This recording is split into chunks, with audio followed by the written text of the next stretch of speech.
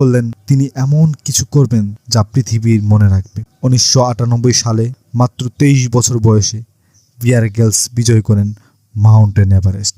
Everest জয় করার কঠিন ব্রিটিশদের একজন তিনি। মৃত্যুর মুখ থেকে ফিরে এসে পৃথিবীর চূড়ায় চূড়ায় তিনি প্রমাণ করেন শরীর ভাঙলেও মন ভাঙলে সব শেষ। এরপরেই শুরু করেন তার টিভি যাত্রা। ডিসকভারি চ্যানেল এর ম্যান ভার্সেস ওয়ার্ল্ড এক রাতে তাকে বিশ্ব তারকা পরিণত করে। বন জঙ্গল মরুভূমি ফরেস্ট পর্যন্ত তিনি গিয়েছেন, সব জায়গায় বেঁচে থাকার কৌশল দেখিয়েছেন। তিনি সবার প্রিয় হয়ে ওঠেন। কেউ তাকে পাগল বলে, কেউ তাকে কিংবদন্তি, কিন্তু সবাই তাকে সম্মান করে। বিয়ার গ্রিলসের সম্পর্কে জানা কিছু তথ্য। তিনি মেরুদণ্ড ভাঙা অবস্থায় তার ভবিষ্যতে স্বপ্ন ছাড়েনি।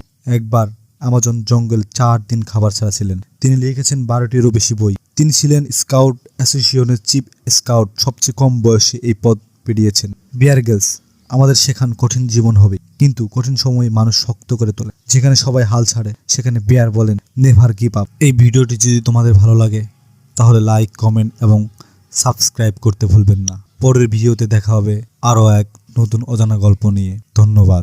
অজানা তথ্যের সাথেই থাকুন।